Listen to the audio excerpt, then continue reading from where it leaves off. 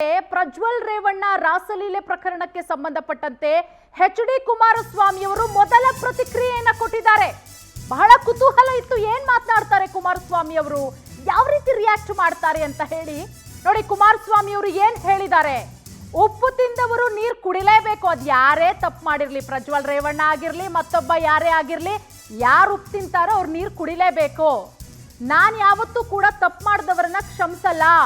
ಈಗಾಗಲೇ ಸರ್ಕಾರ SIT ತನಿಖೆಗೆ ವಹಿಸಲಾಗಿದೆ, ತನಿಖೆ ನಡೆಯುತ್ತೆ, ತನಿಖೆ ಆಗಲಿ, ತನಿಖಾ ವರದಿ ಬರಲಿ, ಬಂದ ಮೇಲೆ ನೋಡೋಣ ಅಂತ ಹೇಳಿ ಮಾಜಿ ಮುಖ್ಯಮಂತ್ರಿಗಳಾದಂಥ ಕುಮಾರಸ್ವಾಮಿ ಅವರು ಈ ವಿಚಾರಕ್ಕೆ ಸಂಬಂಧಪಟ್ಟಂತೆ ರಿಯಾಕ್ಟ್ ಮಾಡಿದ್ದಾರೆ. ನಾವು ಗೌಡ್ರು ಮಹಿಳೆಯರಿಗೆ ಗೌರವ ಕೊಡ್ತೀವಿ, ಪ್ರಜ್ವಲ್ಲು ತಪ್ಪಿಸ್ಕೊಂಡಿದ್ರೆ ನನಗೂ ಅದಕ್ಕೂ ಸಂಬಂಧ ಇಲ್ಲ.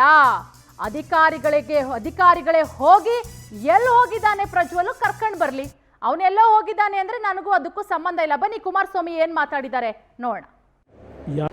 ಈ ವಿಷಯದಲ್ಲಿ ಈಗಾಗಲೇ ತಾವೇ ಹೇಳಿದಂಥ ರೀತಿಯಲ್ಲಿ ಮುಖ್ಯಮಂತ್ರಿಗಳು SITಗೆ ತನಿಖೆಗೆ ಆದೇಶ ಮಾಡಿದ್ದಾರೆ ಅಂತಕ್ಕಂಥ ಗಮನಿಸಿದ್ದೇನೆ.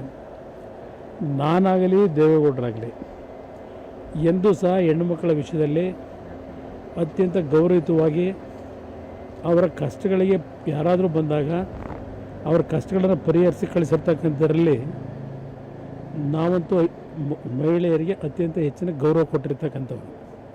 ಈಗ SIT ತನಿಖೆಗೆ ಈಗ ಆಲ್ರೆಡಿ ಆದೇಶ ಮಾಡಿದ್ದಾರೆ.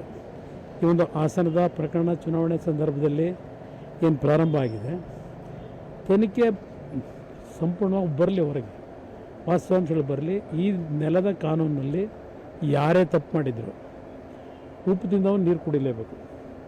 ನಾವು ಯಾವುದೇ ಕಾರಣಕ್ಕೂ ಯಾವುದಕ್ಕೂ ತಪ್ಪು ಮಾಡಿದಂಥ ವಿಷಯದಲ್ಲಿ ಯಾರಿಗೂ ಕ್ಷಮಿಸ್ತಕ್ಕಂಥದ್ದು ಇಲ್ಲ ಪ್ರಶ್ನೆ.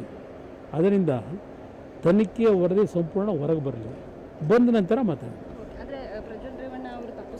ಅದು ನನಗೆ ಸಂಬಂಧ ಇಲ್ಲ. SIT ತನಿಖೆಗೆ ಆದೇಶ ಮಾಡಿದಾರಲ್ವಾ, SIT ಅಧಿಕಾರಿಗಳನ್ನ ಈಗ ಅದೇ ಕೆಲಸಕ್ಕೆ ಹಾಕಿದ್ದಾರೆ. ಅವ್ರು ವಿದೇಶಕ್ಕೆ ಹೋಗಿದ್ರೆ ಕರ್ಕೊಂಬರೋದು ಅವ್ರ ಜವಾಬ್ದಾರಿ. ನನಗೆ ಕೇಳಿದ್ರೆ ನಾನೇನು ಉತ್ತರ ಹೇಳಿ, ಅವ್ರು ಕರ್ಕೊಂಬರ್ತಾರೆ.